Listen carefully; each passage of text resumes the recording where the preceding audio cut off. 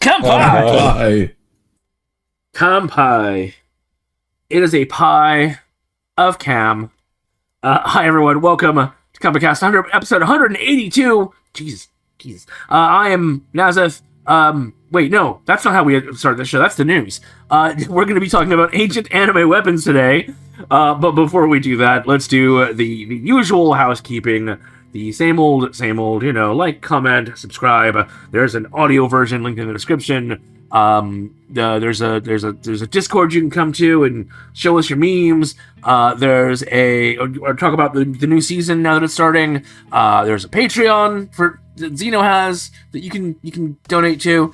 He and I do streaming. He's going to be streaming some stuff later this week, or next week, depending on when you're watching this.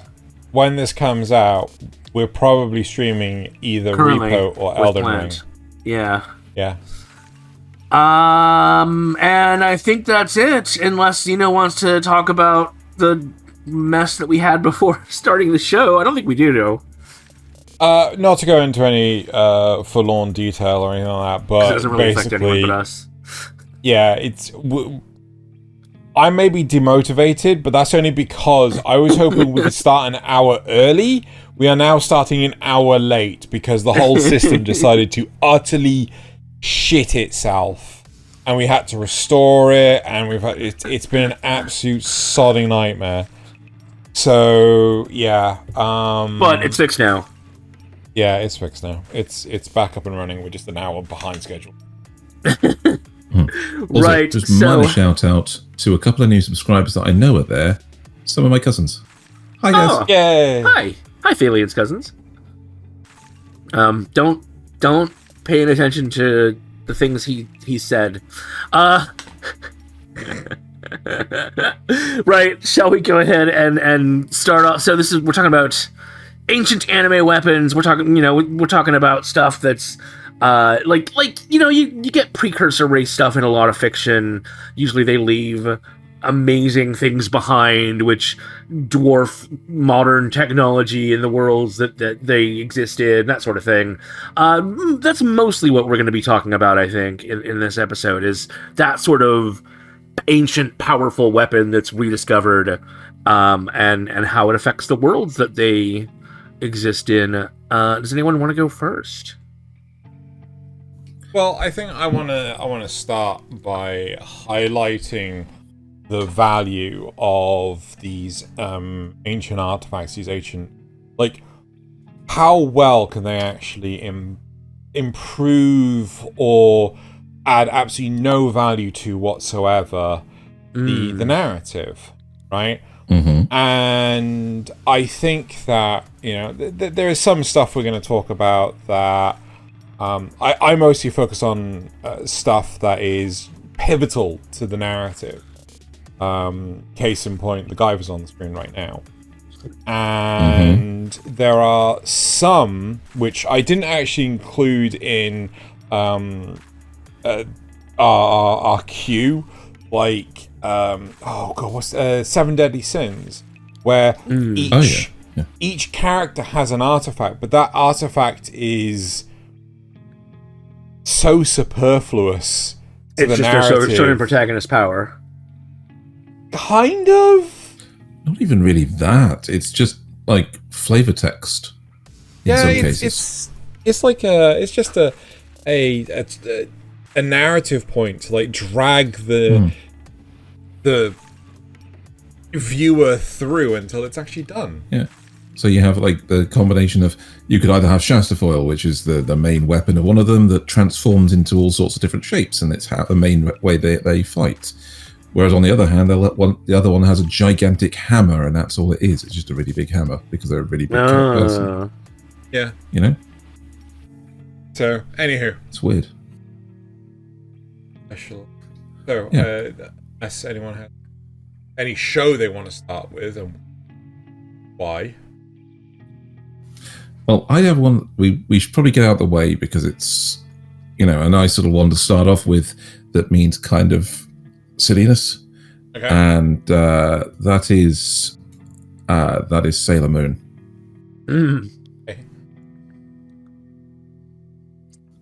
So in Sailor Moon, all of the magical items they use, the transforming pens, the tiara, the moon prism, are all ancient artifacts from their previous lives. And the previous lives before that. Kingdom. And the previous lives before that. But they were members of the Moon Kingdom. And the Moon Kingdom is ancient and powerful until they needed to all die and reincarnate on Earth, apparently, as like schoolgirls. And one guy who does basically nothing but wears a really nice tuxedo. He throws roses, come on. He does throw roses. It is a skill. I mean, okay, I'm surprised by what things are a skill and what things are actually powers in that show. Yeah. Apparently the whole thing of her throwing her tiara is just because she's really good at Frisbee. It's not actually the power of the tiara that guides it or magically. She throws it because it was just what came to her head. Yeah. No, all the little wands they use, the moon crystals they use in the transforming pens, all of the Sailor Scouts have an ancient artifact that is how they transform into the Sailor Scouts. And they even uncover other ones that give them like power-ups and stuff in some of the movies. Yes. I think Super S, they do that. I think that's the only one I've watched.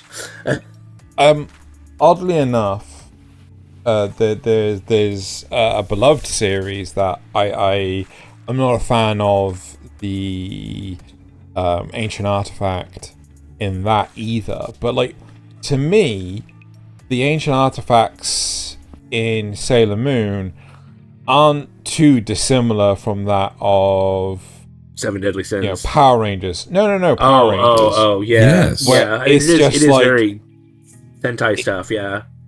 It's just a case of like, is it Titanus? Which is like, you know, the Brachiosaurus, Brontosaurus, shit, I can't remember what the fucking dinosaur was. The white one that turns up that the Megazord rides on. It's like a chariot. Yes. Right? And like, that thing, like, where the fuck has it been the entire time? Oh, yeah, well, you know, it's been around. Yeah. You know, and like, it's... There's been nobody to use it. No, but they're out fighting for like a whole season, and then when their ass finally gets handed to them, it's like, oh, let's get Titanus. What's Titanus? I mean, it's like that thing over there you couldn't miss from like. At least it makes a little more sense in Sailor Moon because there's nobody to really. I mean, yeah, there's Luna and Artemis, but I don't think they even know all the items that existed in the Moon Kingdom, and definitely our main characters don't because they've all lost their memories through the reincarnation process. Exactly that. Whereas in something like Power Rangers, you've got Zordon and Alpha or whoever else is around, in the later seasons that clearly know all this stuff and just don't tell them for some reason. Yeah, but that's so okay. So if it's a simple case of like Luna and Artemis, the two weirdly talking cats, they just don't know about it. Yeah. Huh? Mm-hmm. Who later have human forms? Yes. Oh god. That if they don't know about it, that's fine, right? Yeah. But again, it does feel like some of these items and things just get pulled out of their ass.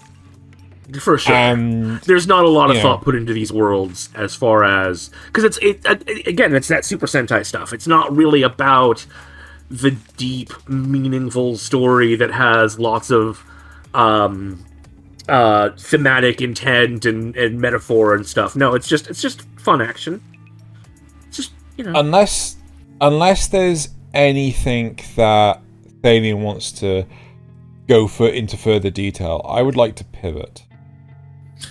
Go right ahead. As I say, I was just getting that one out of the way. Cool. I want to pivot to Escaflowne. It's a right? Oh yes. Escaflowne is the other one I don't like. Right? I love the series. The series is fantastic, right?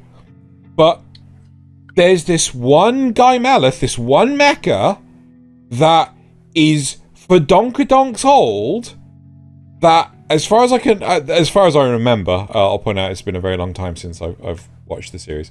It's Fodonkadonks old, and it's been passed down through generations of generation of kings of Finalia.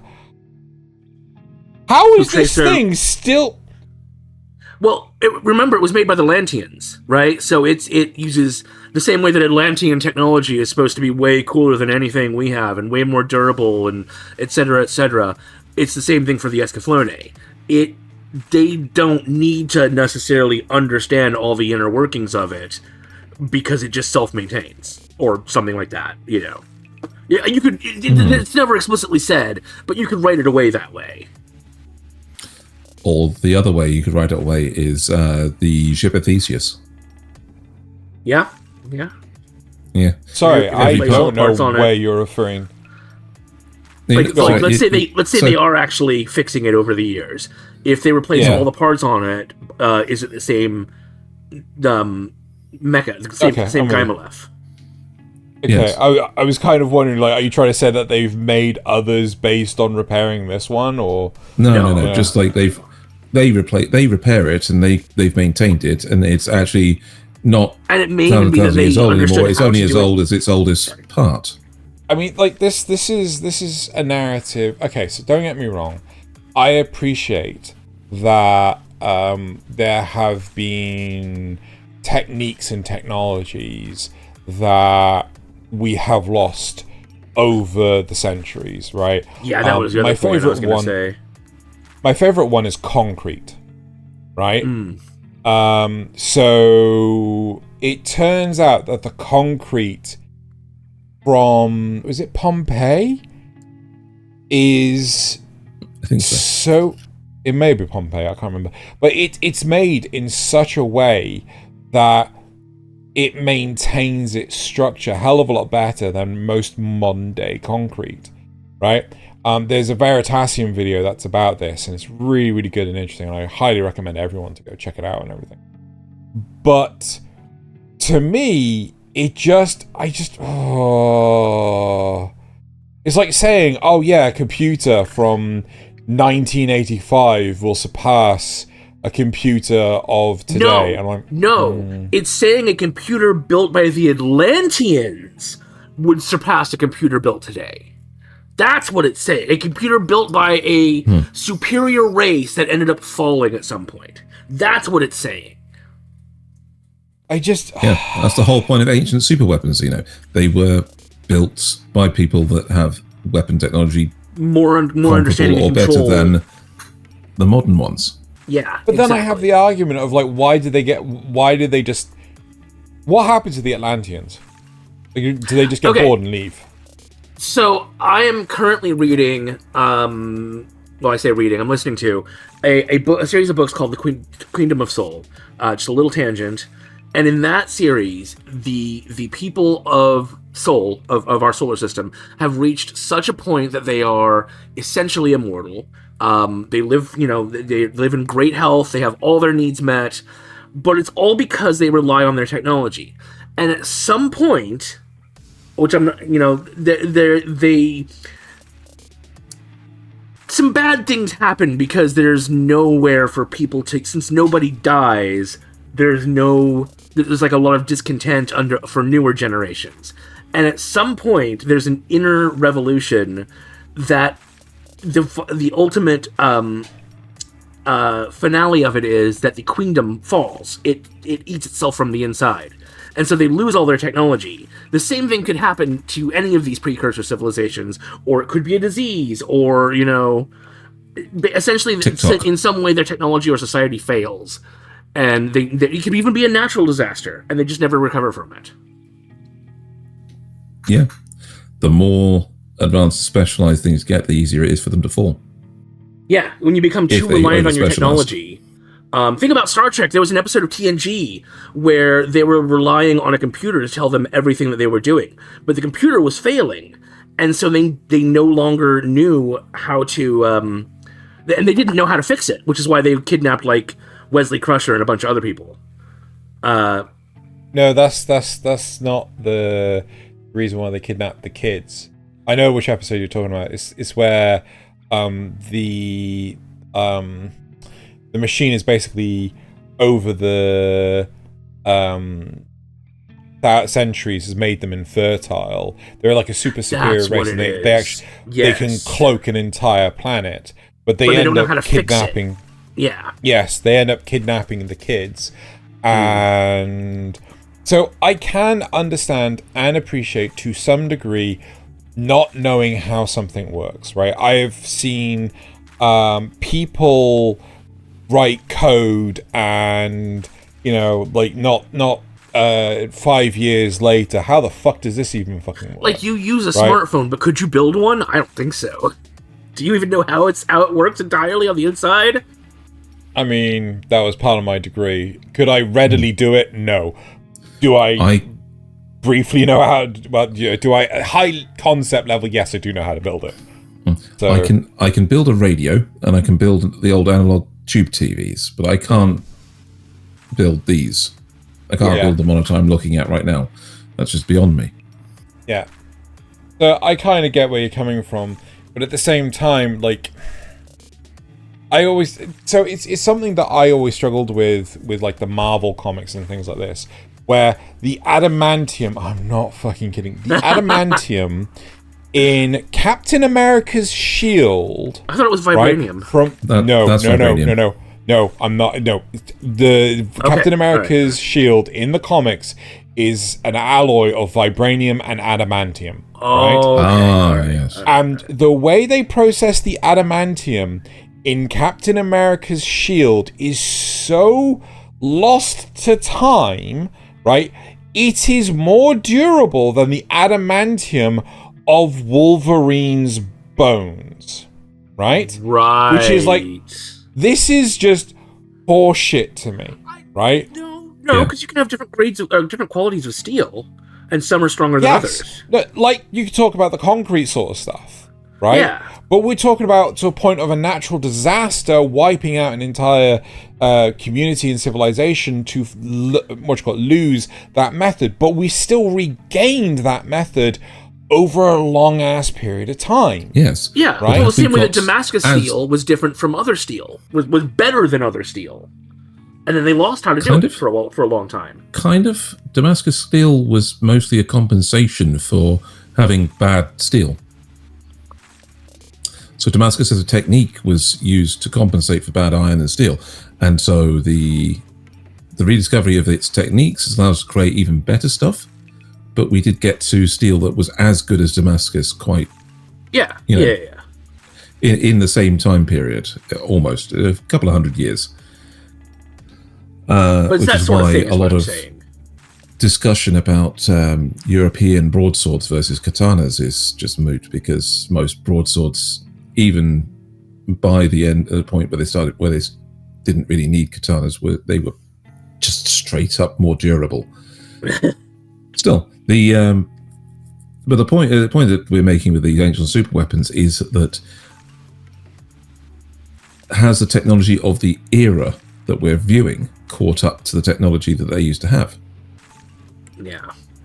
You know? And I would argue that in Escaflowne it kind of has, but only if you're looking at what the bad guy is building down in is it South Pole, North Pole, one of the two. All the stuff that he's building, I would argue, is verging on the same level that the Lanteans had before. But a lot of that is probably also because he's studied what they've left behind, and he's got earth smarts behind him that he can use to figure some of this out. Could be the case, yes. So I want to point out that the one that Xeno's included here kind of has the same principle with it. In what sense? Which one? Guyver. But Guyver is an alien race, so it's different.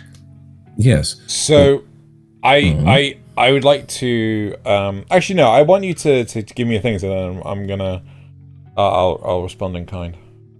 Okay, yeah. Start. No, I just tell us what you thought, Thaylien. So in this one, yes, they are aliens. Yes, it's an alien race, which you can argue has a different different tech tree than the ones we would have come up with normally. But all that is a different process of development through, and has created technology that is more advanced than ours. And we could theoretically advance to the point of getting this technology. With given the right opportunities, we could do that. We haven't. We're nowhere close to the technology of Guyver. So let's say we know that it exists, they weren't though, in an actual current conflict, and they just had a hold of the humans had a hold of this the biosuit. Could they study it and replicate it? Is sort of what you're saying. Yeah, So I believe they could eventually. Yes. So, my question is, did you watch the full series? A while back, I think I watched the full series once properly. So first off, the Guyver units are only named so because when they bond with a human, they go out of control, right? They no longer the humans are no longer subject to the telepathy of the creators. But basically, the creators came to Earth in its primordial state to make bioweapons to go fight their wars for them. We never saw what those wars were, because we were effectively a failed experiment. As soon as a human bonded to the Guyver, and the creators saw the raw power that... the uncontrollable power. Well, the power that a non-zoonoid human could possess was just like, oh, whoopsie poopsie. And they even threw the moon at the Earth, which Arkenfell stopped. You know, when the creators abandoned Arkenfell, you know, he felt lost and he was trying to chase up. You get the idea. And then he put a Guyver in a Guyver so he could push the moon back into position, just like in Majora's Mask. No, he didn't do that. But the important part is that post the first series in the manga, Kronos actually still has the remains of the destroyed Unit 2, right? It has the damage control metal of Unit 2, and that is where Guyver 2F comes from. You can actually see her on my shelf by where I'm trying to move my hand. I don't know how to move my hand. There, right? Okay.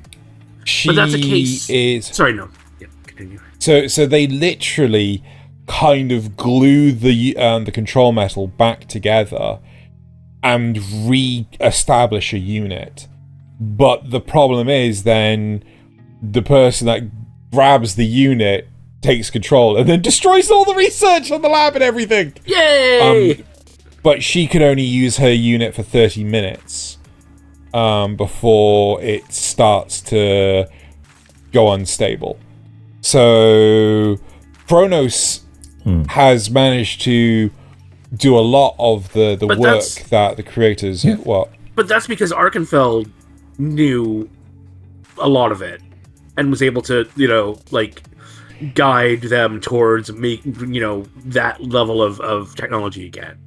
Actually, we don't know how much he did know, but Hamilcar Balkus, who is the second Zoalord after Arkenfell, who was created by Arkenfell, he ends up being like the grandfather of all of this research. He's the one that studies how to create the bioorganic. They actually, you see it when at the end of the first series. Unfortunately, it doesn't amount to anything. They have actually converted a huge portion of the Dead Sea into effectively a zoonoid chamber, and they end up growing their own ark. So the ships that the creators they left one behind, and it's at the end of the sea. They're actually basically growing their own ship so that they can, so Arkenfell can go into space and find the creators. See, to me, this is like if an Atlantean, to bring it back to Atlantis again, this is like if an Atlantean had managed to escape the destruction and was working to bring back that technology again over centuries, millennia, whatever. I mean, like, I'm fine with that sort of thing. Yeah.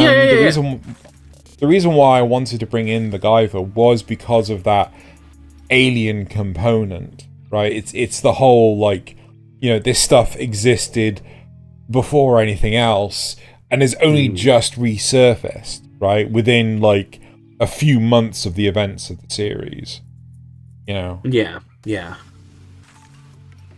Well, sort of the same thing for one of the other shows on our list, which is Gurren Lagann. Go on, then. Which I know we talked about a lot, but it never hurts to talk about it again. So even though the is it Lagann? The Lagans are the small ones. The small one is or is the small one Gurren? Yes. Yeah, the small one's Lagann. No. Even though the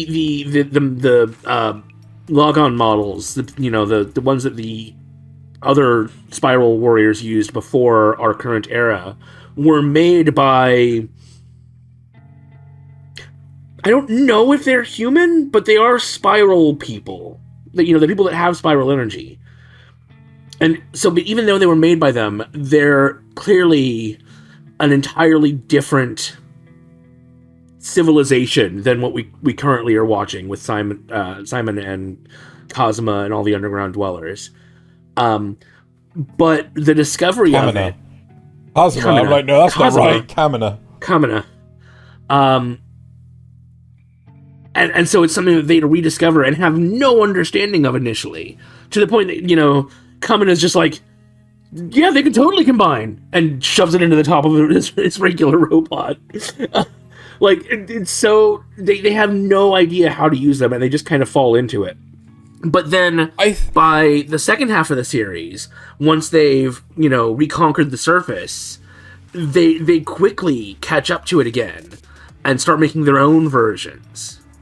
And I think that, so that's sort of a similar thing where they find this old technology, and even to the point of they get Lord Genome and use him to help revive some of this old technology, because he was there when it was originally around. And that's sort of the same thing as Arkenfeld and his lackeys reviving this technology that they knew about in some fashion. I mean, I don't know about you guys. I don't take Gurren Lagann as seriously as I do with the Guyver or Escaflowne. Well, that's the whole crux of it. It is just dumb fun, and it feels very much to be a series of and then. It's all about escalation. Yeah. To the 11th degree. And but like, if you think about it, if you were to take it seriously, if you were to take it Death Note levels of serious, none of it would fucking make sense. Like, why would smacking one robot into another robot make them combine? It didn't. That wasn't what made them combine. It was Simone's belief and use of spiral energy that twisted fate. Yeah. The spiral energy is what made them combine. Spiral energy twists reality into what you make of it. Okay, no, wait. So the reason the Beastmen drive the mechs is because they don't use spiral energy. The reason the mechs work for people like Simon is because they have spiral energy. The proper they unlock new potential in them. It's the way Lord Genome's one could do what it did as well. Mm-hmm. I don't remember, because he actually had spiral energy. It's why all the Spiral Warriors that back in Lord Genome's time were able to do crazy stuff, because they were using spiral energy. It's the very reason the anti-spirals fear it, is because it can do crazy stuff. Like make cats and dogs live together. Although when you get down to it, anti-spiral energy is just spiral energy applied differently. Yeah, in reverse. But yeah, so Okay. I mean, you had this whole civilization that rose up and got smacked down, and then it rises again.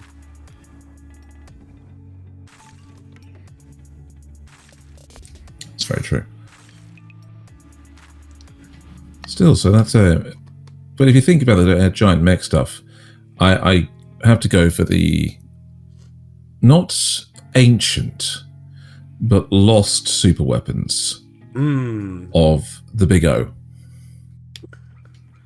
The Megaduces. Because the Megaduces in this one, it's just some of them are so much fun visually, and the only reason that we can technically count them is because everyone's lost their memories. Yep, no one knows how to The build them. entire world has Except gone that one guy who wrong. figures it out. Yeah, except that one guy who figures it out. There's nobody, I don't think, apart from making new Megaduces, there's nobody that can compete with the power they produce. And even then, the Big O is the best of the lot. Technically. He does win. So it's as far as the lost technology goes, there's no surer way to lose technology than literally mind-wiping the entirety of this civilization. But does that We make also- it ancient technology? Well, the other side is we don't know how often this has happened because they seem to be stuck in a loop. So it could very well be really ancient, but they don't remember because every time they start to get close to attaining that again, it starts over.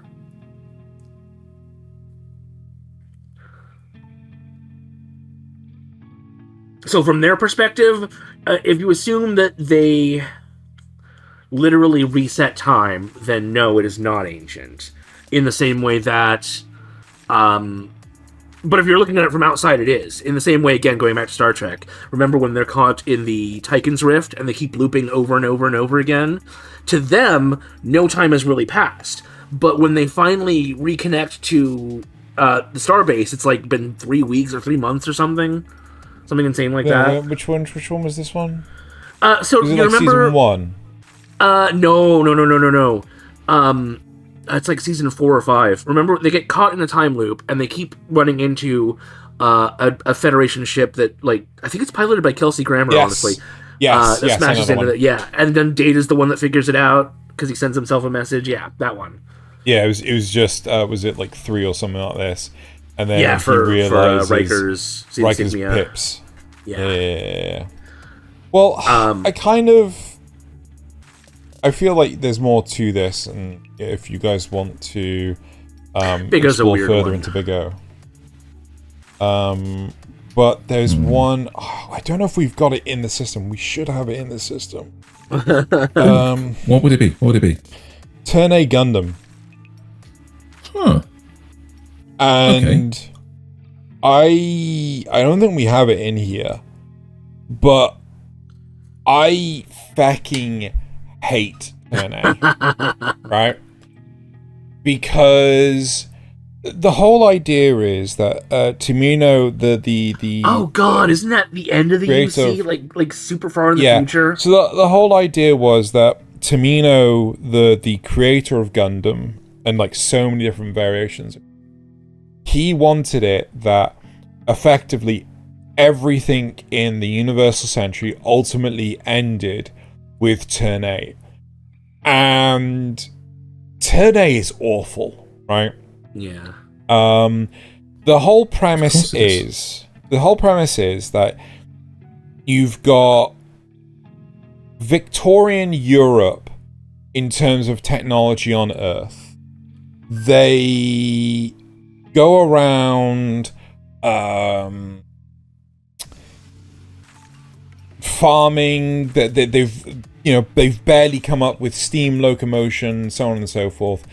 And they've gotten into Industrial Revolution where they're digging for like raw materials, and they dig out Turn A Gundam, right? They dig out a bloody Gundam, And it turns out that this is a really, really old weapon of a bygone era when Earth and the Moon were at war with each other. And then the Moon people arrived. I am not kidding. Right? So the Moon people had the technology to come back to Earth whenever they wanted. Yep. And they just haven't until a Gundam is discovered. They only did. Yeah, when a Gundam was discovered. Or until is it just happenstance that they come when the Gundam is discovered? Oh my god. Right. It may be considered, you have come in contact with this technology, and therefore you are now advanced enough to learn about your long-lost relatives. And it's just like, bitch, you've just seen that these monkeys have found the nuclear bomb. Do you really want to get close to that? Do you really want to fucking... What does this button do? No, they've not just found a nuke, they're hitting it with rocks. Yeah, pretty much. So like, humanity's discovered these. So the Moon people turn up and they're like, we want to make peace and things like this. And just... Goonies levels of antics ensue, right? And a war breaks out between this advanced technological species that has guns and this pretty not technological advanced species with, rakes and hoes and, shovels. So it's a bloody dumb series. And to me, the premise is not too dissimilar from either Gurren Lagann or Big O, but because it took itself so damn seriously, yes. it is just awful. It also feels very early 2000s, late 90s to be calling Japanese people moon people. Wow. Because they speak in moon speak, Thaylien, this is the episode where Thaylien gets cancelled. Yes. But hey, one day... Xeno's the one doing it. One day, I wouldn't be surprised if I read in a newspaper that you were brutally murdered. And I would run a poll, right, a pool of what was the reason he was actually brutally murdered for. Top of the list, calling Japanese moon people. I just called Xeno out for doing it. I don't know. No, they are literally from the fucking moon, you asshole. They're not Japanese. Oh my god. They're in an anime. Oh my goodness. I really want to stab him sometimes. Contrary to my online persona, I'm very lovable in real life. He's not. I kind of want to talk about a couple that aren't on our list for some reason. Go on. Okay. Go on. So they're kind of the same, which is why I want to bring them up together. And I know Thaylien wants to talk about one of them as well. And it's where they use these ancient weapons as sort of an environmental message, right? So the first one is Sabikui Bisco, where the world has been taken over by this strange rust disease, and it turns out that's a product of a war that basically destroyed civilization. And one of these super weapons by the end of the show is rebuilt, revived, and goes berserk, because that's what they did. These people are idiots. Obviously what they do. Yeah. It's essentially saying, hey, we think we're powerful enough to control nature. And then nature's like, I don't think so. No, sonny boy, you don't do that. Exactly. Very naughty. Trying to stand in front of a hurricane is counterproductive. And then the solution is always to be harmonious with nature. So in Sabikui Bisco, it's the mushrooms, right? Our main character ends up kind of becoming fused with the super mushroom, and as a result, he can destroy Turn giant and stomp on Bowser. Kinda, yeah. Because the monster, the super weapon runs on this rust, and the mushroom that he's got in him is counter to that. It is the same way that mushrooms can kind of absorb radiation in the real world and process it. It's like that. But he just does it on a super scale. And the other one, unless you guys want to say anything about that before I move on. Wait, so Sabikui Bisco runs on Scarlet Rot? Yes. Excellent. Well, the super weapons do. Sabikui, Bisco runs on the mushroom. On drugs. Yes. So the other one, which I'm sure Thaylien wants to talk about, which does the same thing, essentially, but better, is Nausicaa of the Valley of the Winds.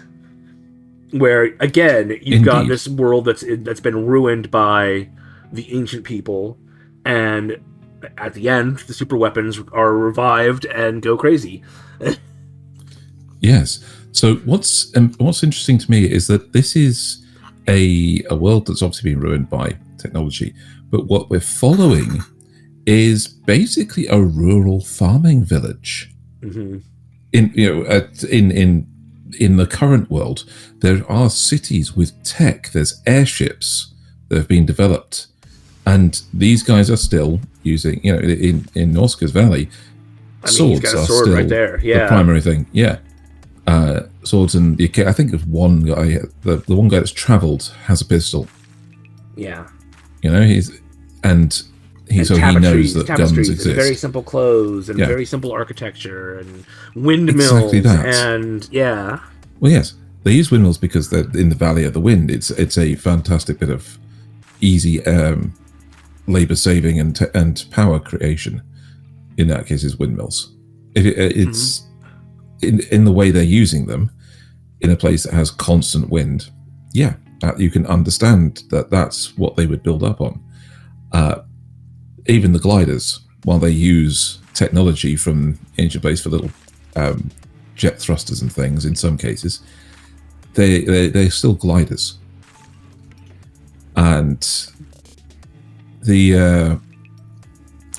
again the meddling of the people that discover tech because they're pushing for power that revives the ancient super weapon. They don't respect the power. They want the power for themselves. And so when they actually revive it, it's not fully revived. It's incomplete. It's melting on them. It's not actually the full thing. And so when they try to use its power without understanding it, it basically ends up self-destructing. But not before it causes far too much damage for what they're ready to deal with. And so, a lot of the movies from Ghibli are about finding the balance between yourself, nature, and tech. Whether that's Nausicaa, whether that's Laputa. I mean, Laputa's for some reason not necessarily, but has the same kind of thing. It's the same message, even though it's told as more of an adventure to a fantasy place. They discover ancient tech that's being kept safe because it has its own little localized weather thing. And there's actually dangerous stuff there that they basically end up destroying so that people can't misuse it. And I do feel though that there's sometimes the message in Ghibli stuff is it's too finite. It's too like this is the way. Just take advancements in technology. Bad. This is the way. Bad. Like I think potentially the only one that is pro-adapting, right? I think the only one that I can think of that's Pompoko, right? Yeah. Where the Tanuki basically, we can't stop progress, so they give up and start. Hold on, give 2 seconds.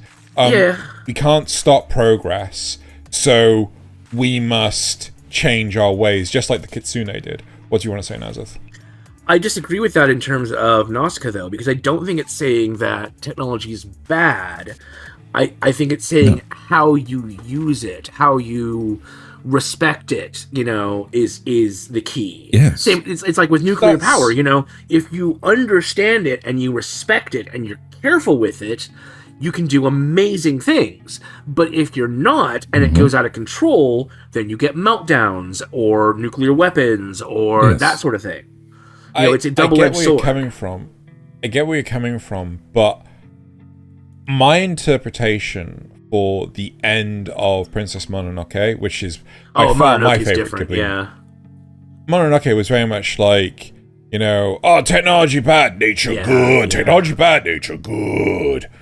In a sense, I interpreted that one a little bit more as technology bad, but you can push nature too far as well, and pushing nature too far will end up bad for nature as well. Nature going out of control, because when all the boars charged at the end and got slaughtered by people with guns, that's bad for nature. That's yes, that is that's completely out of balance and ruins things. Oh god, what was the reason why the first boar got all corrupted and stuff? Was it the bullet? Yes. I can't. So there was a bullet in the first boar that ended up infecting Takahara. Or was that later? No, so the very first one that actually infected his arm. Yeah. So that it had a bullet in it, but it was the bullet. It drove the boar to madness and anger, and the madness and anger of nature became corrupted and dangerous. Yeah. So that was a case of using technology improperly to harm nature, caused nature to act out and harm humans. Do we know that it was? That's how I interpreted the message. Yeah. But was it? Well, I mean, who was the aggressor? Was it nature or was it technology? I think their argument in the movie is that nature's gonna nature. You have to respect it and don't try to just kill it. Right, but at the same time, we saw the hostilities of the wolves and the boars. And even they were at each other. Oh yeah, and they said that they didn't perceive that as a good thing in the movie. So it was because the whole point of Ashitaka, that's his name, Ashitaka's whole quest to talking with Sun is was to get her to convince her family to not fight the humans. He was trying to broker a peace because he'd seen both sides and was like, well, neither one should be the aggressor here. You should both stand down because there is a way to coexist. Okay? And that was the whole... a lot of these movies have been find that balance. Tech is all right if used in the right way. Nature's all right if you don't try to stand in the way of the hurricane. Yeah. And... Nuke the hurricane. Can we do something to this hurricane, like use a nuclear weapon on it? No, President Trump. No. Then I'm going to draw on a map with Sharpie. Okay. We don't do politics on Kanpai Cast. We just make fun of them. On a minor tangent, do you guys know about the Star Wars project? Oh yeah, that's been around since the 80s. Yes, the original one, the Reagan administration. Yeah. Yeah. Fucking tungsten rods in orbit. Yeah. The cost of getting the tungsten up there is so insane because of how heavy it is. It's my god. Whew. So much weight. Anyway, right. So wasn't that a plot point in the Kingsman movie? Possibly. That one of the original Star Wars. Probably. Yeah, because they actually sent one of the characters in a manned missile launcher via basically expandable helium balloons up to the edge of space to destroy a satellite. And so it was one of those bits of tech from that era where they were experimenting with these concepts. Right. Those stupidest thing ever. Anyway, right. So, who wants to move us on, or are you okay for me to? I think Thaylien and I have just gone, seen so if you want to. Well, I think I've seen it, but I want to know why you put in Grimoire of Zero. Yes! You made a point of that one. Right, okay. So I was hoping you too. Right, so Grimoire of Zero, right? The whole premise is it's a fantasy series where, and I do highly recommend it. Right, I do highly recommend it for people. They did a follow-on season, which I think it was like the Dawn of Zero or something like that. Just don't bother watching that. Like that's got like a self-insert kind. Grimoire of Zero is effectively magic exists, but magic is such a powerhouse weapon, right? So effectively, if you were to go to war, you would have hundreds of regular troops and then probably like a handful of mages. But these mages need protecting because it takes a lot of time and effort to cast magic. Zero, however, as her name, basically creates a new form of magic that dramatically reduces spell casting to the point of a hand wave.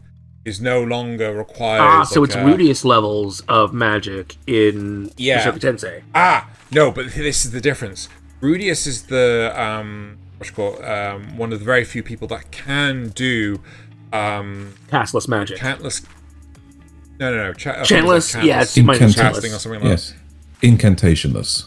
Yeah, so he's one of the few people that can do it. You know, there's obviously Sylvie as well, but the majority of people, like Roxy, can't do incantation magic. But the thing with Zero is her teachings in her grimoire basically rewrite how anyone can use magic, right?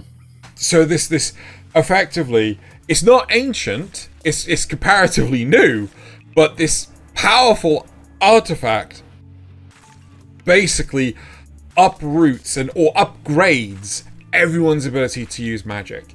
And the idea was that mages and things like that, they became very strictly regulated and stuff like this. So not a cult, a sect, cluster. I suppose maybe a sect. A sect of mages basically hid themselves away from the world, and they became hermits. This is where Zero created this. I was thinking cloister, yeah. So a cloister of mages end up basically segregating themselves from the world, and this is where Zero creates this new form of magic. You know, in her hermit days sort of thing, and she's basically told no one is allowed to leave sort of thing. But as the years go on, effectively more and more people do leave, and she's the last one there effectively. And she notices her grimoire's missing. It's been missing for a while. She can't find it.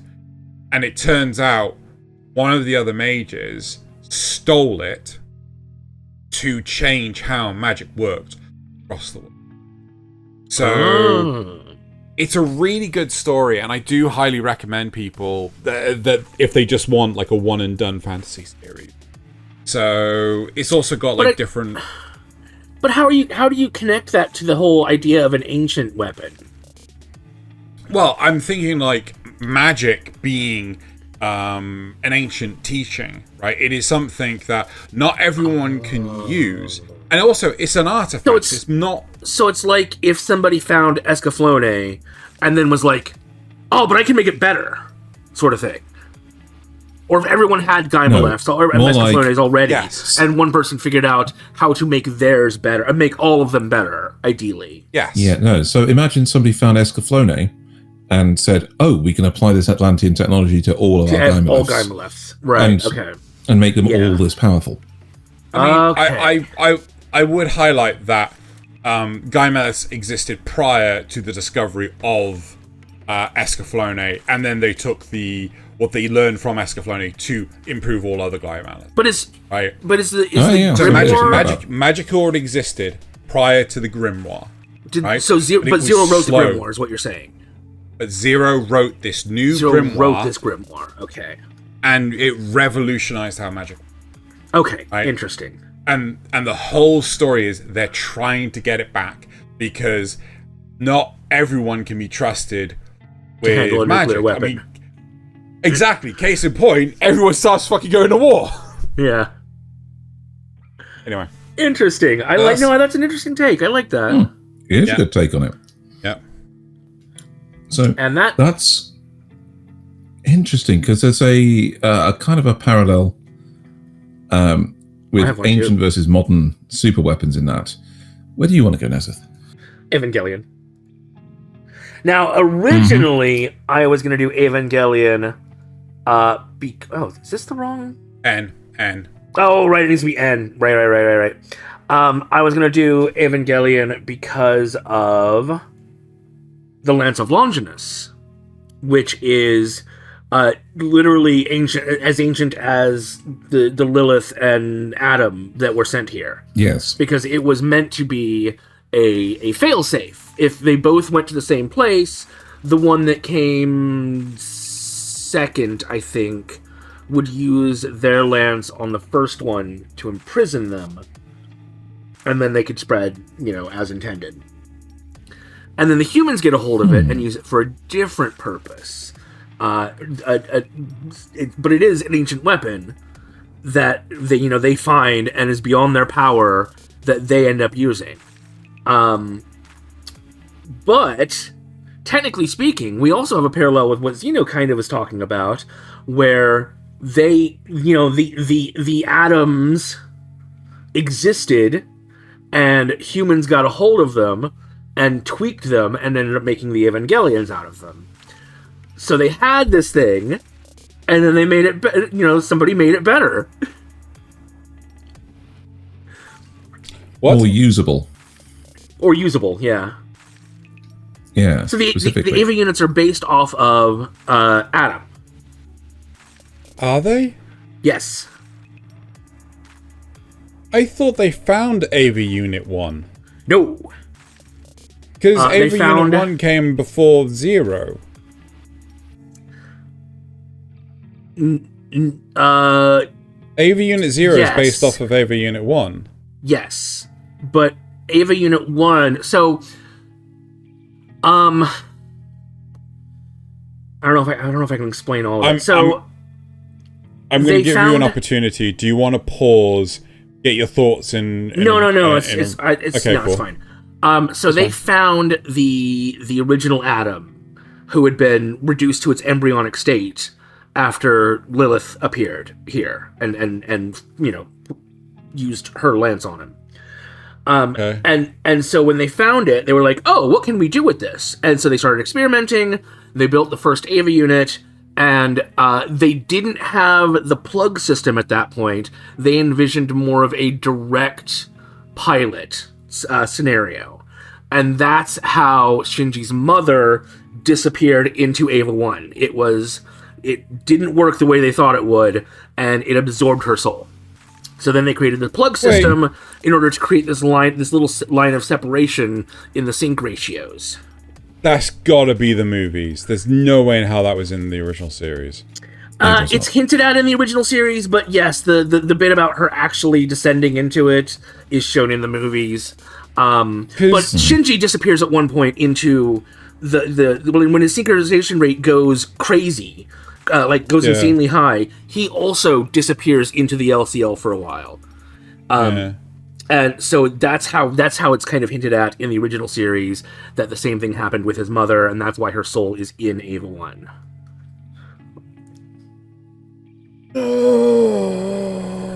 But the unit itself is based off of Adam, and Adam is kind of an ancient weapon in its own way.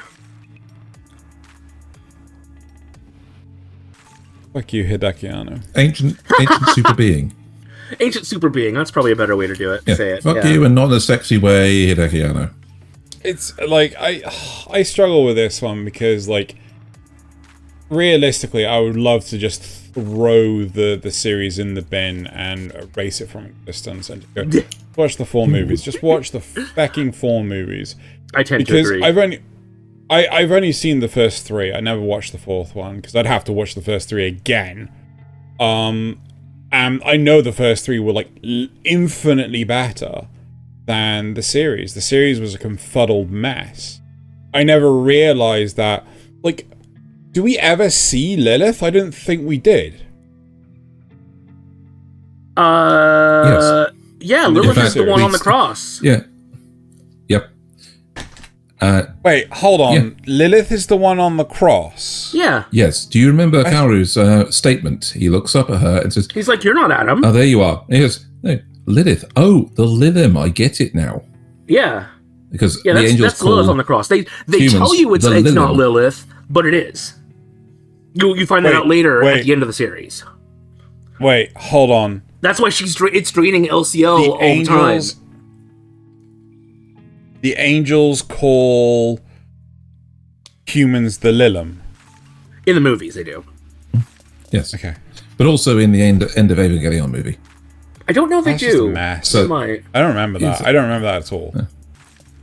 It's right before the gigantic long scene where Shinji has Kaoru in his hand, in AV Unit 1's hand. Yeah. No, that's in the series. That's not in the movie. It's also in the movie. I remember It's a that being in the precursor. movie. I don't remember that being in the movie at all. In the It's end been of a long time since you Evangelion. watched them. Interesting. No, that It thing's is. fucking burning into my brain like fucking Sword Art Online. I'm gonna have to relive that shit way too often.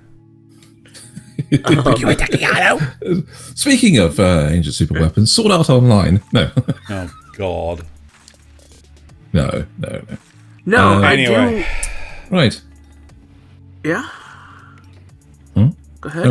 Where were you going to go to, Nasuth? No. I was going to ask about something, but then I realized it's actually your turn. So, I didn't realize we were taking turns. and informally, sort of. Yeah. But okay, keeping it on the ideas of modern technology creeping into places where it shouldn't. In fact, advanced technology creeping into things where it shouldn't. Scrap Princess. Because this one genuinely looks like it has magic and everything as a fantasy world. But the entire thing is not magic or fantasy. It's just the Matrix, isn't it? It is, but it's worse than the Matrix in the fact that these guys aren't hooked up to anything. They are just living their lives in the equivalent of the simulation room. Holodeck. Yes, in the holodeck. Except they're surrounded by nanomachines at all time that have basically been set up to do pretty much anything that the people with the right authority want them to. Because the nanomachines respond to anybody with DNA access to them, and so as the gene pools has expanded, more families are related to the original precursors. Mages came to be, as it were, because they're just people that can manipulate the nanomachines, thinking it's magic. And that big reveal as part of the series was fairly massive when you realize that, no, actually, it's just that literal thing of what if technology was so advanced that it was indistinguishable from magic.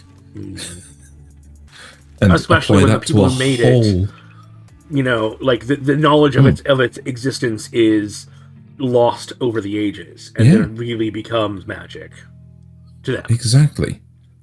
Yeah. So and of course, because of the way their world is set up, this place is keeping them. It's the whole thing of them devolving into more rural situations with knights, magic, and carts instead of vehicles.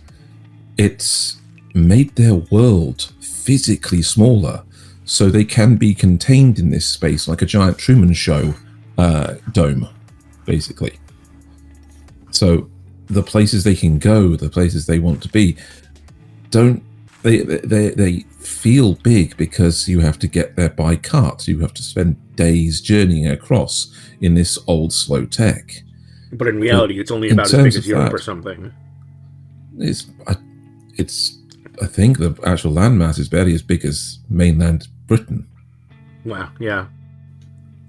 It's more of an island than anything else, than the country, than the whole continent.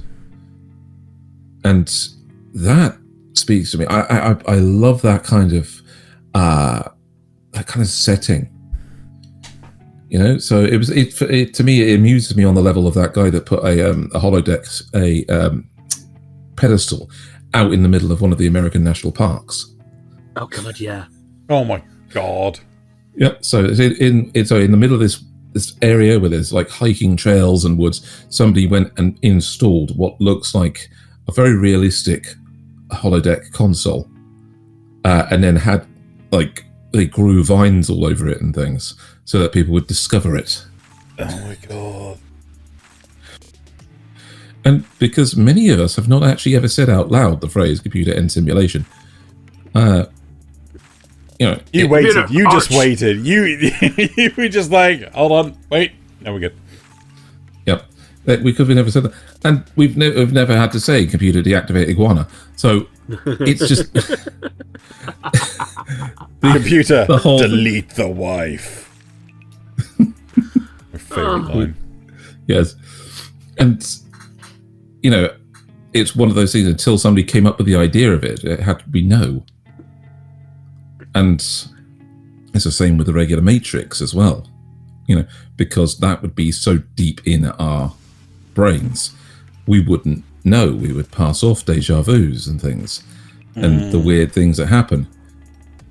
I can only assume that if we are in the Matrix, it's in a bit of a downward spiral trying to figure out how the fuck its algorithm works right now. Because, the whole American experiment is going completely wrong.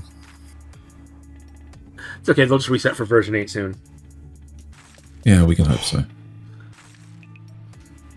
New millennium, new us. Well, it's also the fact that it's looping as well, having, so we've had a plague, which we've had the same point every 100 years going back the last 3. Yep. And it's time for a recession. Or a depression. It's time for a depression. And then... War. It's likely a war, yes. Which, we've had little wars ongoing for pretty much constantly. Yeah, but a world war. It's never a world war. Not a world war. Yeah. Great. Maybe that's the next patch. Maybe it's the same thing with like Destiny going through all of its just repeating the same content over and over again. This is where it's just found its algorithm stride, and it's just going to repeat the same stuff every 100 years. Zeno, take us away. Got it. Speaking of war, why is Berserk Golden Age on here? Ooh, actually, do you want to have a hazard a guess? I'm guessing it's for the Behelit, but it could be for the Dragon Slayer. No, it's the Behelit. No. It is the Behelit, yeah. Right. So, okay, granted, the Dragon Slayer has like a lot of like history behind it. To me, it's not really an ancient artifact. Oh, see, I wasn't sure if he made it or if it was given to him or something. No, so the tangent ever so slightly to answer his questions. The blacksmith. No. The blacksmith that makes Guts' armor, and he's hanging around with while he's training after leaving the Band of the Horde. He's the one that made the Dragon Slayer, right? So I wasn't sure if that and the armor were like relics or not.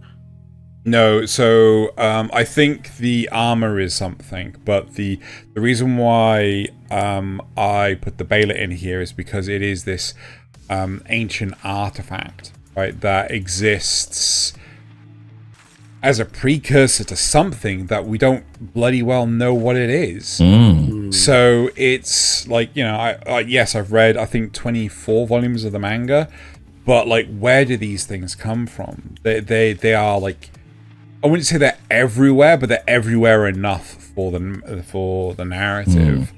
And there's even a character dedicated to hunting them down and trying to take them out of the hands of people that would use them, isn't there? Is there? Yes, the Demon Swordsman Knight. They're the one that he literally eats them. What? The ancient knight that seems to be a skeleton on a horse, but is actually fully in armor. And Skull Knight. Skull Knight eats That's them? him. Yes, he eats them. I haven't seen that. Oh. I don't know how far into the manga that is. I haven't seen that. But yeah, but the whole point is that they are a tool that is used to exploit the corruption in people to make them the worst that they could ever possibly be, like the worst version of themselves, by effectively evolving them beyond being human. Right? They become demons. It kind of reminds me of the mana seeds in Red Ranger Isekai. Kind of. Yeah. Yes, but the thing is, like, More subtle. with Yeah. No. It's the mana seeds have come into existence because of like the Royal Demons. Yeah. race. Yeah, exactly, right? So they are an invention of them. Sure. But but where I the mean, hell did the functionally- Baelits come from? Functionally, what they do is functionally is it's the kind of same. Yeah. Functionally, it's the same. But like the origin of the Baelits is really what intrigues me the most for this, because Yes. like Were they made by the God which Hand? came- Were they made by God? You know. Well, which came first, the Baelits or the God Hand? Yeah. You know. Yeah. So there is like, oh god. So Skull Knight's origin kind of gets talked about in the manga, and it is really, really interesting because it does insinuate this question of which came first. And again, oh my god, there's actually a demon that effectively becomes a Baelit. So it's all really, really interesting because like this artifact, this special thing, this weird, egg with a face on it, a formed face on it.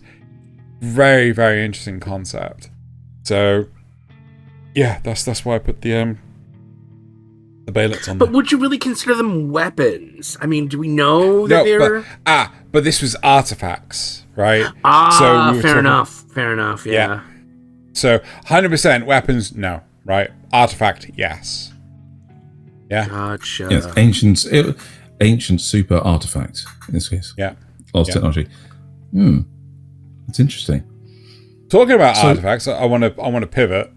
Yeah. Please I want do. to talk about the Fate franchise, right? Oh, okay.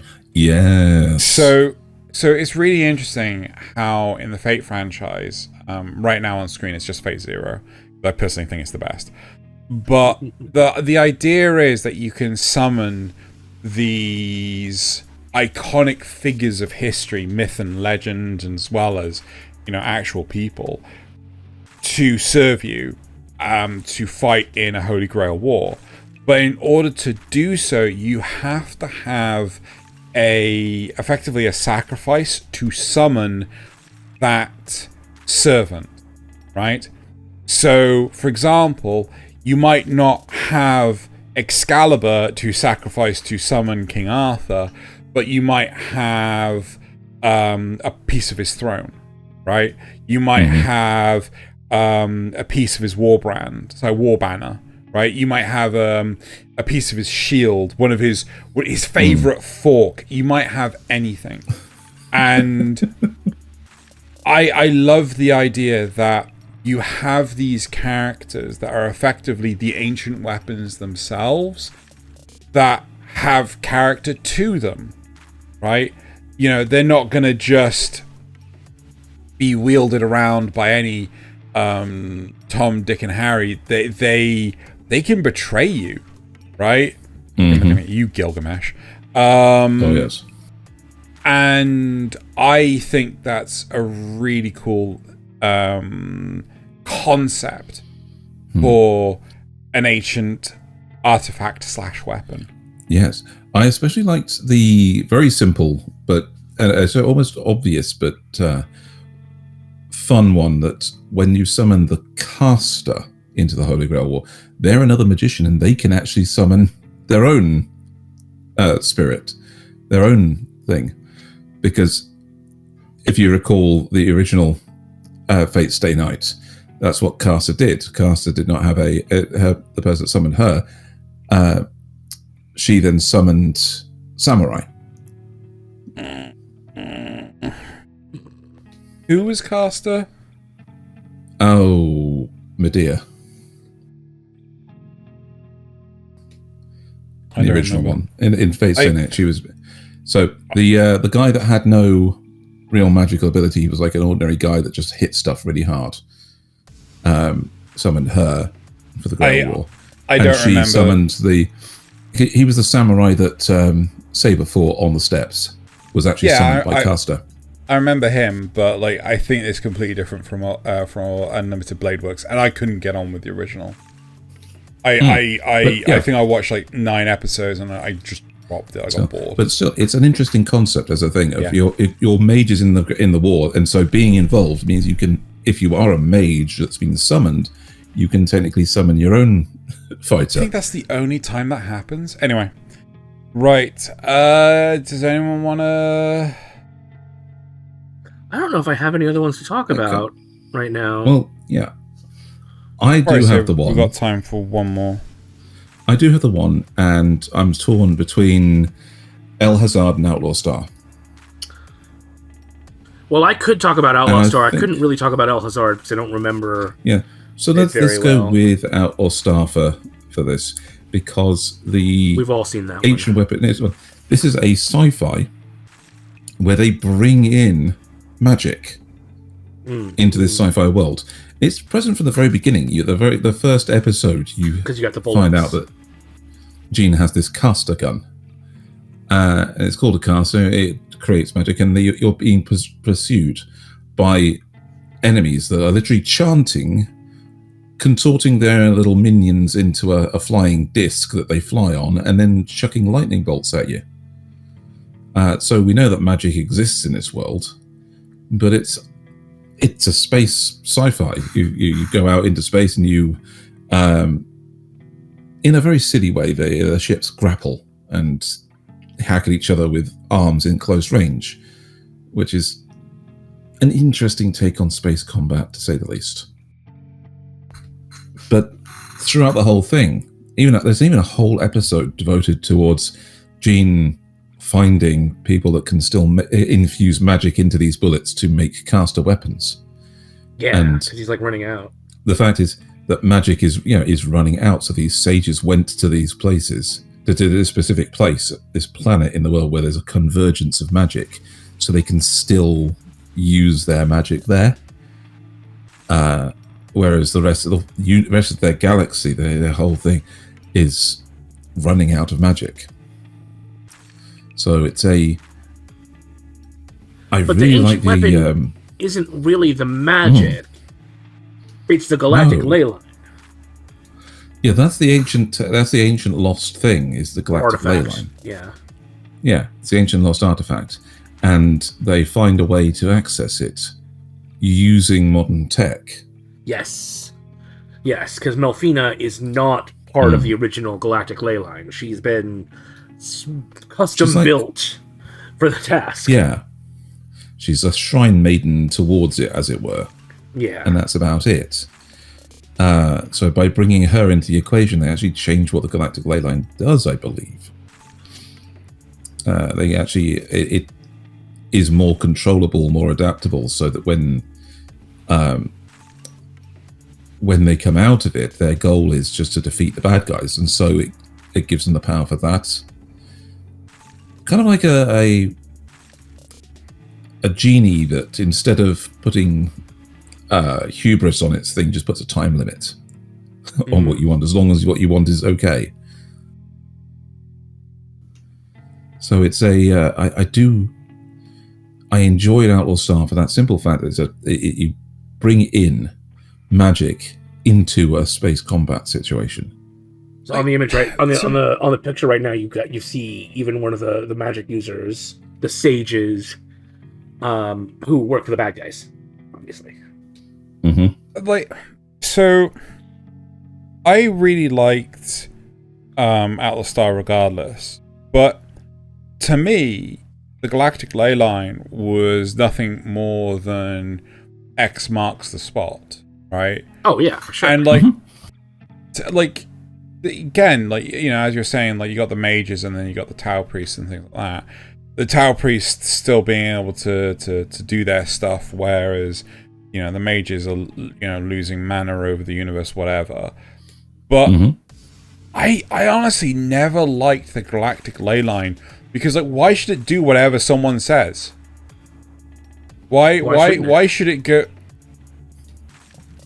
Why should a genie grant wishes, even if it does put hubris on them? If I start talking to my desktop, will it just start, like, behaving itself? Okay, but when Of course not.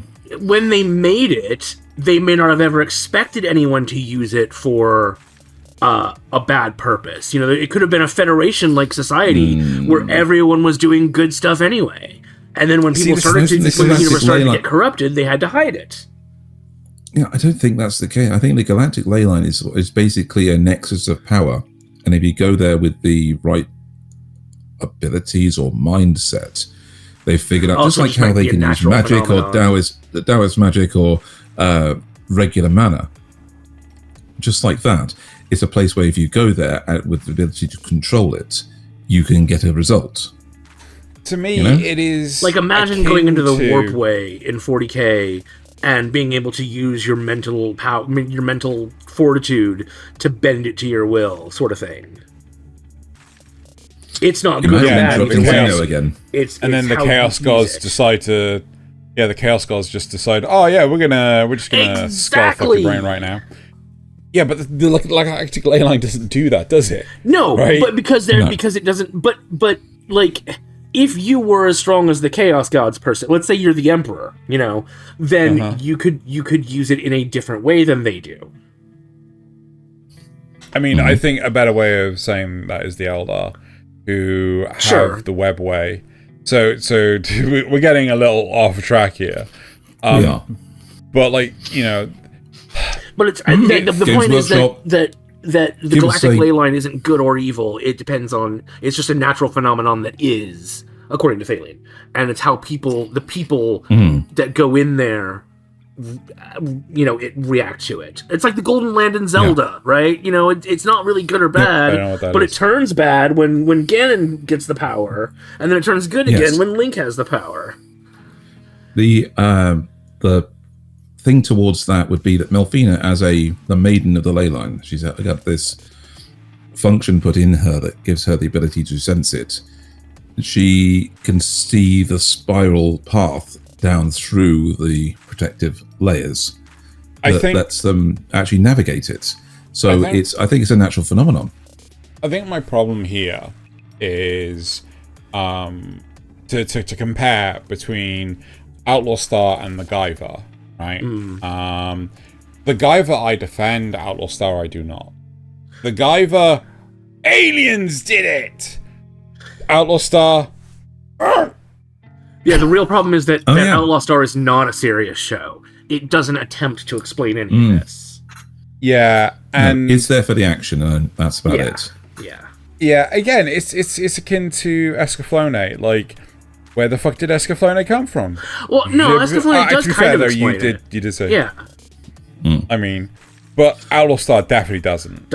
And... But what we can take from this particular point is Games Workshop sponsor a Warhammer 40k anime, and then we can talk about it on the show properly without it being a diversion. But get Bravo Alpha Booster to do it. Who? Yeah? The guy that did If the Emperor Had a Text-to-Speech Device. God, right. Yes. Anyway. Right amount of comedy. Shall we segue on? Wrap up? Shall we wrap up? Cool. So, one thing we were going to do for this episode, we don't often get to do it, is talk about shows that are coming this season. Nasuth didn't read the message, did he? I did. I just haven't looked too deeply at the... Where's my list? That's fine, right? That, you know, it's but like where's my list? some of the... Has lost his list. So some of the shows have already started airing and things. So I just watched the first episode of one of mine. Which There's is going to be some overlap in this. I mean, the first one I've actually watched is episode 1 of Fire Force season 3, which I quite enjoyed. I mean, I've got my problems with the characters in that, but I actually enjoyed the show. But there's other ones that have come out that I know that Xeno's going to look into what is it? It's I'm the evil lord of an intergalactic empire. yes. That's one we're going to definitely be looking into, the two of us.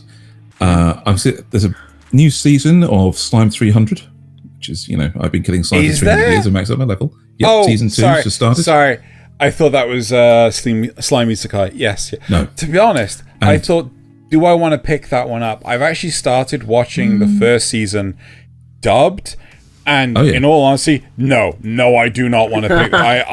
Fair enough. I have fallen asleep more times during these episodes than I have to anything else. So I'm definitely not picking that up. We're all, I think, interested in Lazarus.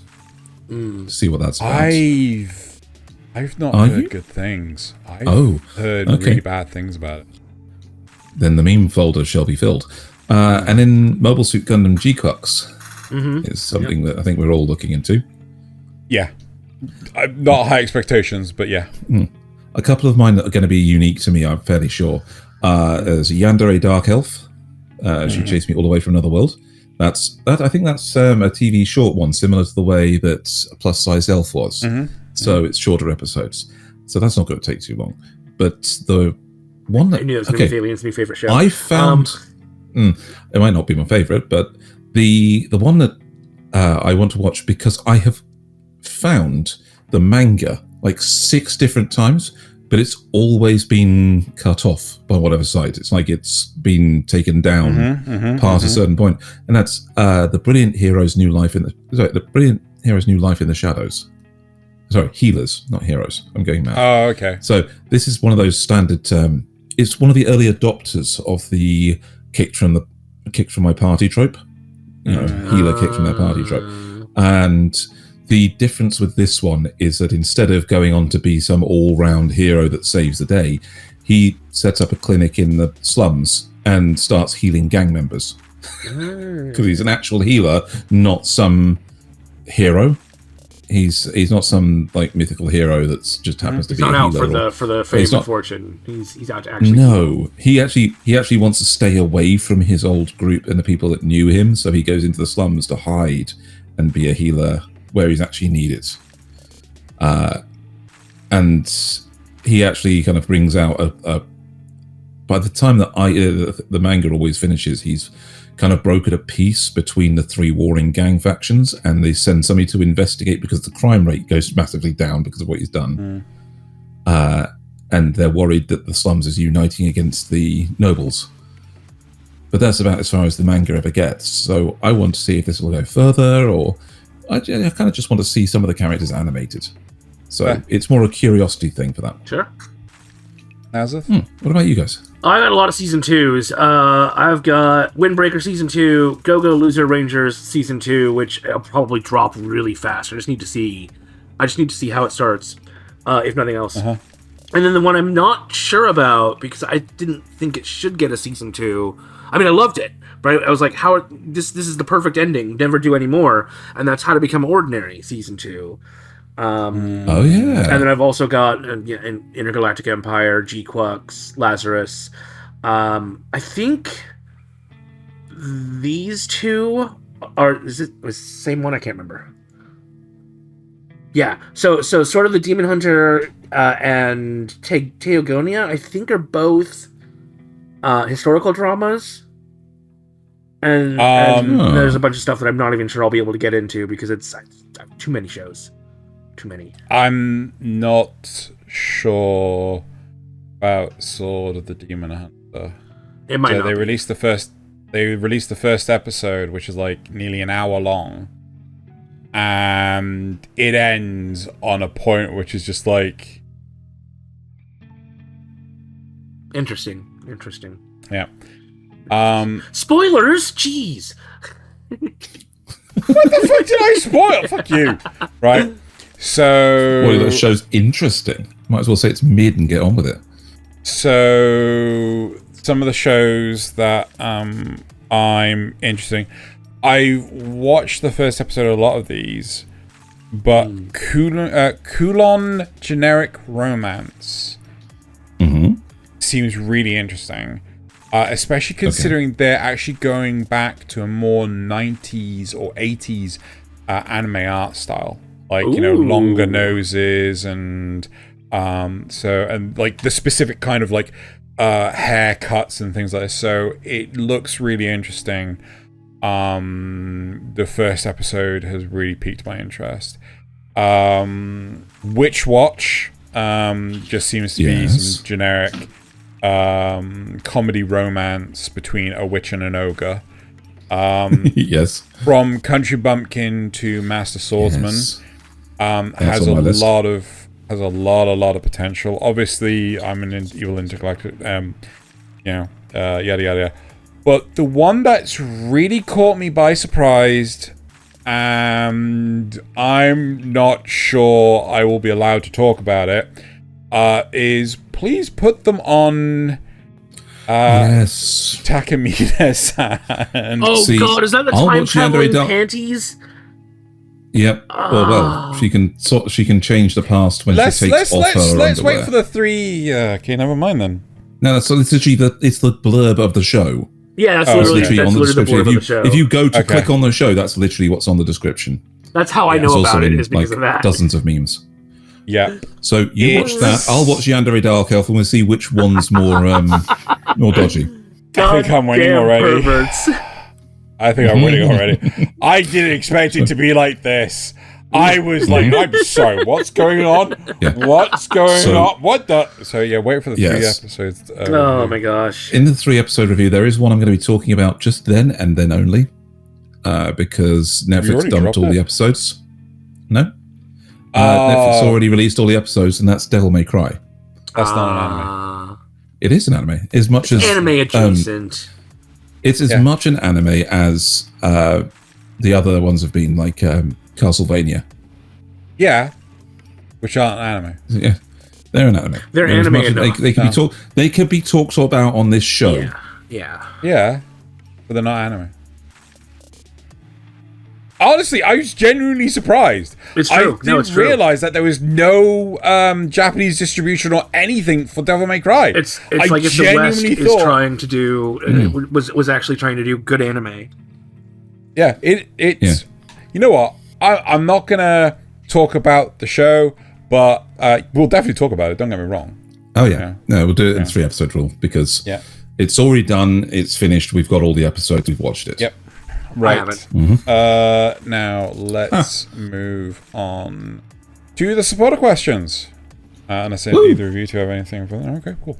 No, right, so enhance. Right, Zrugel says, if you're new here, welcome.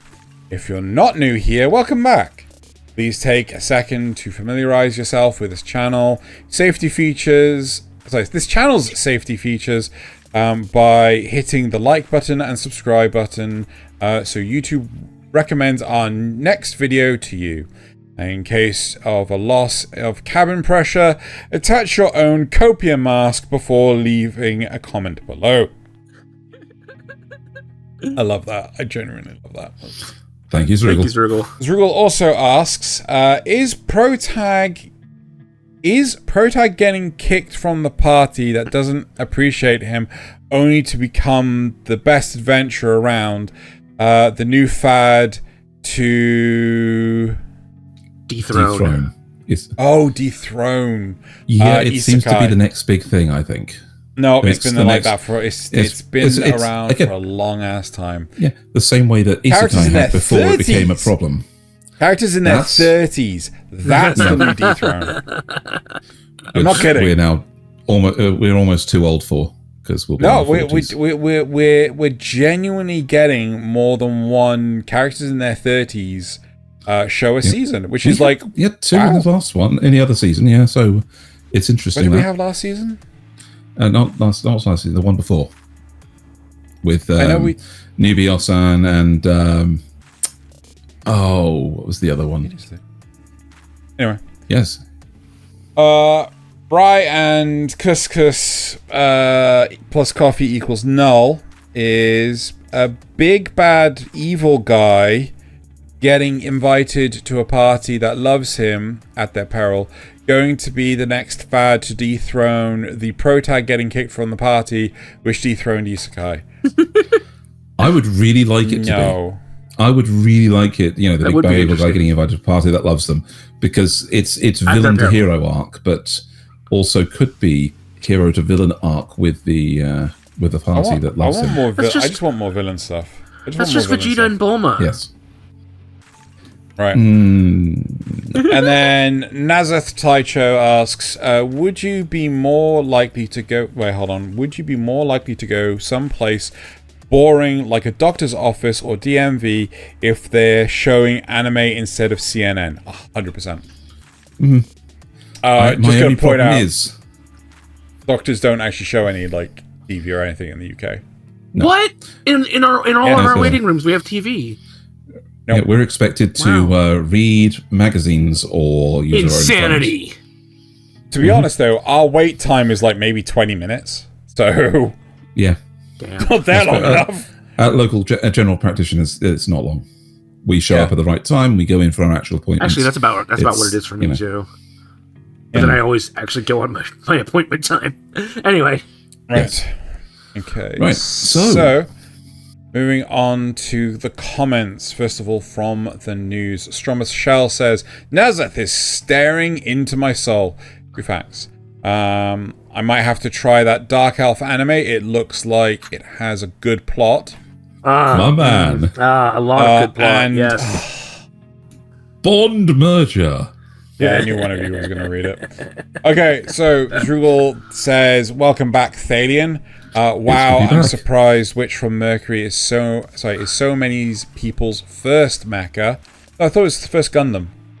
I thought it was specific to Gundam. Yeah, I think it was the first Gundam. Yeah. Although there might be some from form of survivor's bias tucked away in there somewhere, because it says respondents.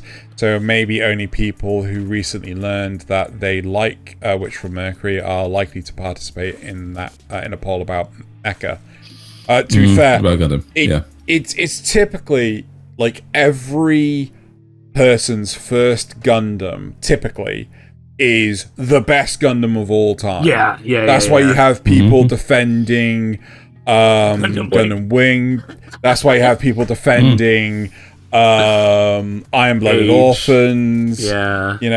I don't think you get many people defending Age, but I don't a lot of defend people Wing, defend. But I like it anyway because of how stupid it can be. Yeah, I'm not saying blowing his own Gundam up several times. It's just silly. I'm not saying every every first Gundam is everyone's favorite. But it just seems to be Attack on Titan the musical, please no. Yeah. Oh yeah. Excited for some of those facts and announced shows. Yep. And then thanks guys for the news. So moving on to the cast. Zerul says Kanpai. Wow, this is a long one. Review episodes always are. They end up being 3 hours. I actually kept up with possibly The Greatest Alchemist. It was admittedly formulaic, but I liked it well enough. I'd give that a lowish acquired taste. Decent anime if you're bored, or if you or your a partner like slice of life stuff. Fair. So you get a 8 out of 10 for the pun on formulaic for Alchemist. I've watched much of. I left my A rank party to help out my former student, and I agree with Xeno. It's a mid, possibly high-ish, another special. That should be nothing special. I don't know. I missed that. Yeah. I had kept up with Headhunted to Another World pretty well. I didn't hate it. I like it a little better than Xeno. Fair. I like it a little better than Xeno does. I would be very inclined to watch Orb on the Movements of the Earth if it had a dub. I don't really watch a show about science and philosophy in subtitles. That's fair. That's fair. Bloody Ghost in the Shell. I swear to God. True. Like, that is a show you need fucking dubs for. If you're a dyslexic person, at least. I really meant to watch the second season of Shangri-La Frontier. I'm glad there's a third. I'm gonna have to finish a couple of shows. What? We mirrored each other. I'm gonna have to finish a couple of shows, and I guess which shows he was gonna finish. He needed to finish. Great reviews, guys. Great memes too. John Michelle says, I really need to watch more anime. I'm surprised at how many must-watches there have been this episode and season. Good job, guys. Kanpai. I think that's because a lot of them started the previous season, but ended the season. So, I always tend to find that they bring out a lot of the really good ones for winter too. I don't know why, but that is true. Yes. That is true. Like spring is typically a bit of a dry month. Yeah, summer can be okay, but after Christmas, that's after Christmas when the new school season starts for the kids over there. So it is the January, February is the start of the school season, so they have to keep the kids that they. I feel like winter's got last year. I feel like winter's got both a mix of comfort anime and like high drama anime. Right. Yes.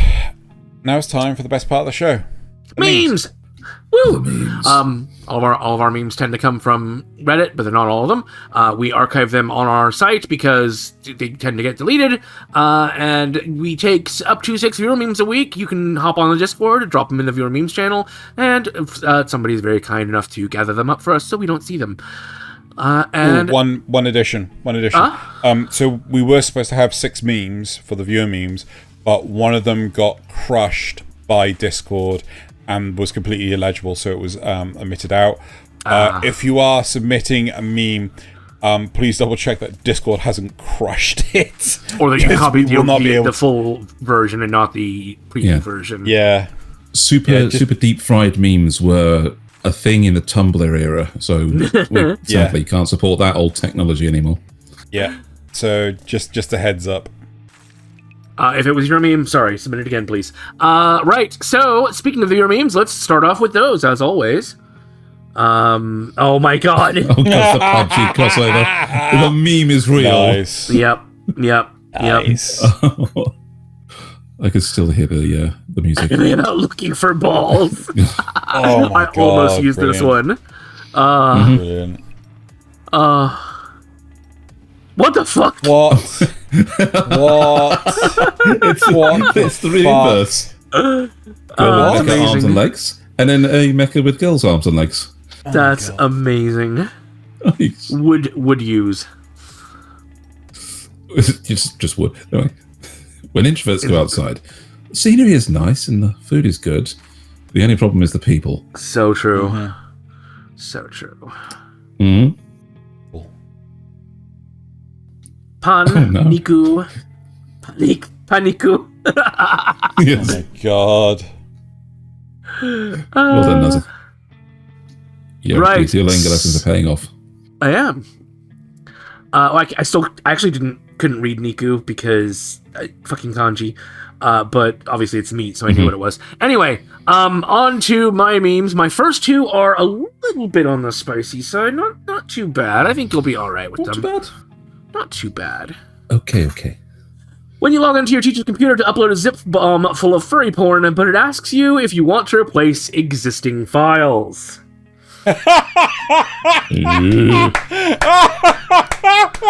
Brilliant, love it.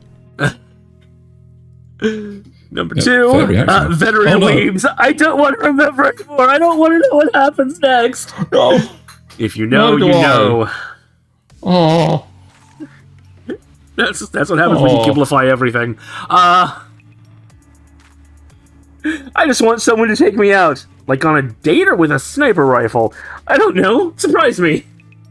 I think I've said this myself once. Brilliant, love it. I love what's her name peeking out from the back too. It's just like, Girls and puns. no kings. No kings. Yeah. This is a solo level No English, bitches. you know, you won't get it. And my like, no bitches. yes, but he was looking for kings, so right. And my last two are video memes. They've built this temple to offer prayers to Athena.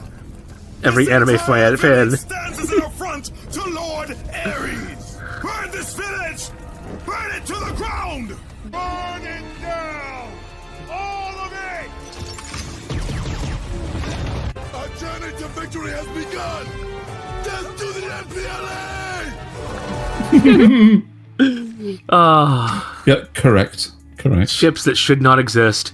And my last one. Hey, little girl, stop! What do you want, little one? Your ass.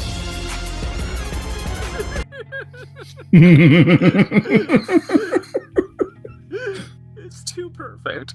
Alright, on to Thaylien's memes. So good. Hello, is this the alcohol this addiction helpline? Yes, we're here to provide help to alcoholics. Oh, great. How do you make sake stronger? My blackouts aren't hitting as hard as they used to. And do you deliver? Do you deliver? You are rated R+, but we do not grant you the rank of hentai. What? Oh my god, brilliant. Speaking of hentai, your next one is supposedly a little bit on the spicy side. Demons come in all shapes and sizes. Sorka. My demons come in only one shape and size. Tiny pieces. Her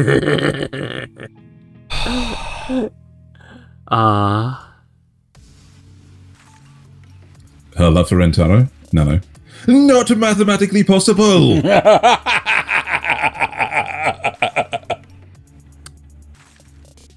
I'm positive the president likes me too, so what's the problem? It's not like love is war and whoever gives their heart first is somehow conquered. Say that again? Say that again. Okay.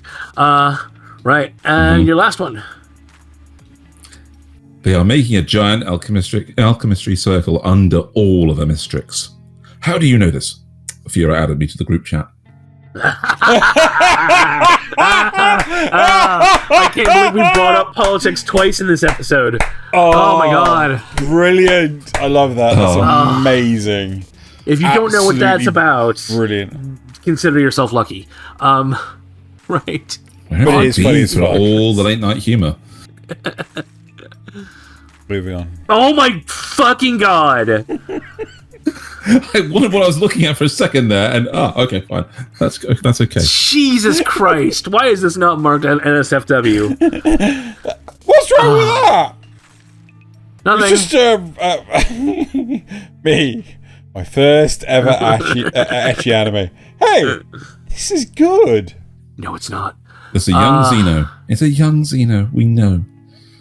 I mean, young. Spicy. Yep, a little bit spicy. Yep. Yaksha statue. 2B statue. Yep. Yeah. Nothing's changed. Yep. Well, except that 2B is not quite as endowed as the Yaksha statue. Nothing's changed. But nothing's changed. Humanity still does it. Gamers when Xbox and Sony increased their price of their games to $70. Those same gamers when Nintendo does the same thing. Yep. Yes. I'm angry at both of them, though, Yeah. so it's fine. I'm angry at both, but anyway. I kill myself to time travel. God. I use a microwave to time travel. Amateurs. What was that point? Amateurs. Yep. God, I saw this one and I was Yes, like, indeed. Nope.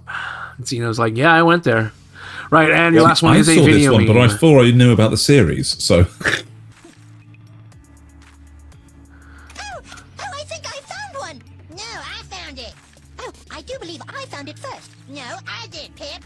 Oh dear. Well, guess we'll have to Rochambeau for it. What do you mean? Well, First, I kick you in the nuts as hard as I can. Oops. Then you kick me in the nuts as hard as you can. And we keep going back and forth until somebody falls. The last one standing gets the spear. Oh, well, I suppose if I must. Okay, ready? I'll go first.